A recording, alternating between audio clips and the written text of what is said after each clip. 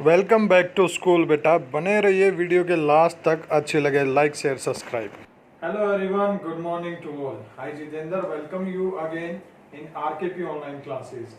As you know our chapter gravitation is going on and gravitation का बिल्कुल एक easy सा फंडा है, काफी इंटरेस्टिंग फंडा है कि एक सेब गिरी न्यूटन के सर पे और इतना बड़ा चैप्टर हमारे सामने आ गया, इतनी बड़ी फिजिक्स, एक काफी लंबा टॉपिक आ गया जिसको कंप्लीट करने में क्या लगेगा, बहुत सारी क्लासेस निकल जाएंगी। और हुआ क्या था, सिर्फ एक एप्पल गिरी थी। तो आइए स्टार्ट करते हैं। उस एप्पल ने कहां पर इफेक्ट शो किया कि उस एप्पल के चक्कर में क्या आया हमारे सामने, एक ग्रेविटेशनल फोर्स आया और वो ग्रेविटेशनल फोर्स बाद में कहां जाके जुड़ गया, वो यूनिवर्स, जो प्लेनेट है, सन है, सैटेलाइट है, उनके बीच में भी उसका फिर इफेक्ट हमने ढूंढ लिया। हमने नहीं ढूंढा, साइंटिस्ट ने ढूंढ लिया। तो आइए देखते हैं क्या आज का टॉपिक है। आज का टॉपिक है gravitational force holds the solar system together, कि जो सोलर सिस्टम है वहां पे ग्रेविटेशनल फोर्स क्या काम करता है, वो सन के अराउंड प्लैनेट्स को कैसे होल्ड करके रखता है और प्लैनेट्स के अराउंड सैटेलाइट को कैसे होल्ड करके रखता है, वो जानेंगे हम आज की वीडियो में। तो चलिए स्टार्ट करते हैं।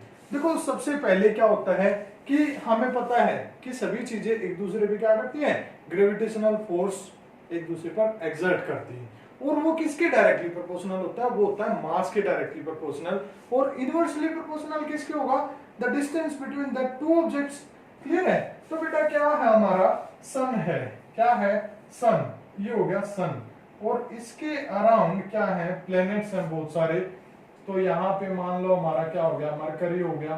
फिर इसके बाद क्या आया, क्या आया बेटा, विनस आया, फिर अर्थ आई, फिर मार्स आया, और मतलब बहुत सारे आगे आते चले जाएंगे। सैटर्न आएगा, नेपच्यून आएगा, ठीक है, बहुत सारे आएंगे। जुपिटर आएगा, इसके बाद जस्ट मार्स के बाद जुपिटर होता है, फिर सैटर्न होता है, फिर यूरेनस, नेपच्यून, प्लूटो है वो बाहर निकल गया। प्लूटो अब नहीं है, ड्वार्फ प्लेनेट बोलते हैं उसको। तो ऐसे ये क्या करते रहते हैं, इसके अराउंड रिवॉल्व करते रहते हैं। और वो रिवॉल्यूशन किसकी वजह से होता है, वो रिवॉल्यूशन होता है कि यहाँ पर एक फोर्स है जो किसके द्वारा एग्जर्ट किया जाता है, सन के द्वारा इन प्लैनेट्स पर, जो इसको बाइंड करके रखते हैं, होल्ड करके रखते हैं यहाँ पे। अब क्वेश्चन ये आएगा, अब बच्चे ये पूछते हैं, अक्सर पूछते हैं, आप भी पूछोगे कि सर ये प्लेनेट भी तो सन पे ग्रेविटेशनल फोर्स लगाएंगे, तो सन यहां से उठकर इनके पास क्यों नहीं आता, ये फिक्स क्यों है। वो एक ही रीजन है बेटा कि सन का जो मास है वो कई गुना है किससे, इन प्लेनेट से कई हजार गुना है। ठीक है, तो ये इसके ऊपर ग्रेविटेशनल फोर्स लगाएंगे लेकिन उसका इंपैक्ट नेग्लिजिबल हो जाएगा, ठीक है, एज कंपेयर टू जो सन इनके ऊपर ग्रेविटेशनल फोर्स लगाएगा। दैट्स वाई जो प्लेनेट है वो रिवॉल्व करते रहेंगे और सन यहाँ पर फिक्स रहेगा। जैसे मुखिया होता है, वो क्या करता है, ऑर्डर देता है, और बाकी जो फैमिली मेंबर्स होते हैं वो उसके काम करते हैं। सेम यहाँ पर काम क्या है, रिवोल्यूशन का, अराउंड द सन ये रिवोल्व करेंगे और मुखिया जी यहाँ पे क्या देंगे, ऑर्डर देंगे। ऑर्डर क्या मीन्स, ये ग्रेविटेशनल फोर्स एक्सर्ट करेगा इसके ऊपर, ठीक है, और ये रिवोल्व करते रहेंगे। और उस रिवोल्यूशन का एक फैक्टर है, यानी कि ग्रेविटेशनल फोर्स किस फॉर्म में मिलेगा यहाँ पे, वो सेंट्रीपिटल फोर्स की फॉर्म में मिलेगा। अब सेंट्रीपिटल फोर्स क्या होता है, सेंट्रीपिटल फोर्स होता है कि ये सेंटर हो गया और ये चीज इसके अराउंड रिवॉल्व कर रही है, तो इस चीज को अंदर की तरफ इसके अराउंड होल्ड करके रखेगा। वो फोर्स कौन सा होता है, वो होता है हमारा सेंट्रीपिटल फोर्स, यानी कि ये इसको सेंटर के टुवार्ड्स होल्ड करके रखेगा। एक और टर्म होती है, एक और फोर्स होता है सेंट्रीफ्यूगल फोर्स। देखो सेम है, सेंट्रीपिटल, सेंट्रीफ्यूगल। फ्यूगल होता है जो बाहर की तरफ लेके जाता है किसी चीज को। जैसे हमने एक रोप से इस मार्कर को बांध लिया या किसी स्टोन का जो पीस है उसको बांध लिया और उसको ऐसे घुमाते हैं, तो जैसे ही हम उसको फ्री छोड़ते हैं, हाथ से वो रस्सी निकली, तो वो क्या होगा, जो स्टोन उससे बंधा हुआ है वो बाहर की तरफ जाएगा, ना कि अंदर की तरफ आके हमारे सिर पे गिरता है, वो हमेशा बाहर की तरफ। किसी झूले पर बैठे हो जो गोल गोल घूम रहा है, तो जैसे ही आप अपनी पकड़ उस झूले से हटाते हो या आपकी जो बेल्ट लगी हुई है वो आप ओपन कर देते हो और वो झूला है वो कॉन्टिन्यूसली हाई स्पीड से घूम रहा है, तो वो आपको कहाँ फेंकता है, बाहर की तरफ। स्टूपिड ऑफ साइंस या साइंस ऑफ स्टूपिड कुछ ऐसा एक प्रोग्राम आता है, तो उसमें ऐसे ही स्टूपिड्स को हम देखते हैं कि जो साइंस का मजाक बनाते हैं। तो सेम यहाँ पर सेंट्रीपिटल फोर्स है वो किसकी फॉर्म में है, ग्रेविटेशनल फोर्स की फॉर्म में है। तो सन ने क्या लगाया, एक ग्रेविटेशनल फोर्स लगाया किसकी फॉर्म में, सेंट्रीपिटल फोर्स की फॉर्म में। तो ये क्या होगा, सेंट्रीपिटल फोर्स क्या रखेगा, इन प्लैनेट्स को इसके अराउंड होल्ड करके रखेगा। सेम ये अर्थ थी हमारी, अर्थ के अराउंड क्या करता है मून, क्या एक ऑर्बिट होगा, ठीक है, उसमें क्या करेगा मून, ये हमारा मून। सेम क्या है, अर्थ और मून के बीच में भी ग्रेविटेशनल फोर्स होगा, किस फॉर्म में, सेंट्रीपिटल फोर्स की फॉर्म में। तो ये क्या रखेगा, इसको इसके अराउंड होल्ड करके रखेगा। सेम मार्स के जो मून होते हैं, मार्स के जो सैटेलाइट है वो भी इसके अराउंड मूव करते रहते हैं, वो इससे दूर नहीं जाते। क्या रीजन है, वहां भी सेंट्रीपिटल फोर्स है, किसकी फॉर्म में, ग्रेविटेशनल फोर्स की फॉर्म में। तो ये था हमारा कि ग्रेविटेशनल फोर्स है वो कैसे होल्ड करके रखता है सोलर सिस्टम को एक साथ टुगेदर।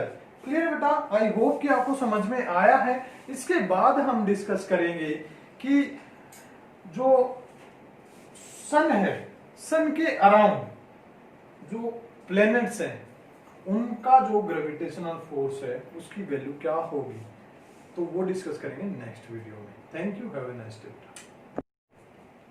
वेलकम बैक बेटा। नेक्स्ट वीडियो हमारी सेम द टाइड्स इन सी कि जो समुद्र में जो लहरें निकलती हैं, उठती हैं, सॉरी निकलती नहीं, जो लहरें उठती हैं, टाइड्स जो वहां पे उठती हैं, उनका क्या रीजन होता है, तो ये जानेंगे इस वीडियो में। तो बने रहिए, लास्ट तक देखते रहिए। तो क्या होता है, मान लो ये आपका समुद्र है, ठीक है, ये समुद्र हो गया यहाँ पे, तो ऐसे लहरें निकलती रहती, उठती रहती है, वहां पे चलती रहती है लहरें।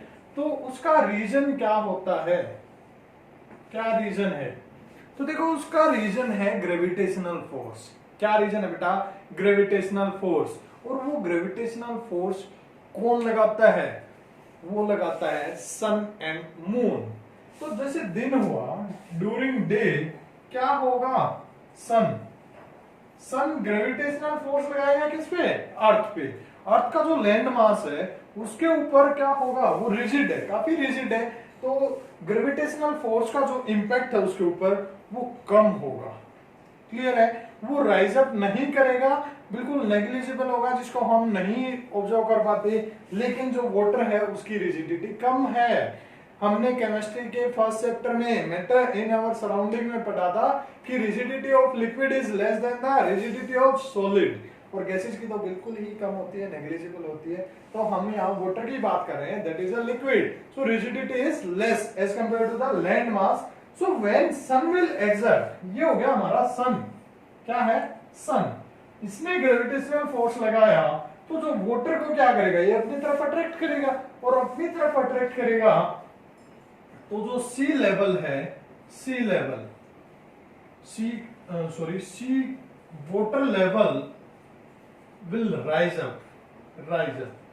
और पानी का जब जो लेवल है वो ऊपर उठता है तो उसको क्या बोलते हैं, टाइड्स बोलते हैं। सेम एट नाइट, नाइट को कौन होगा, मून होगा,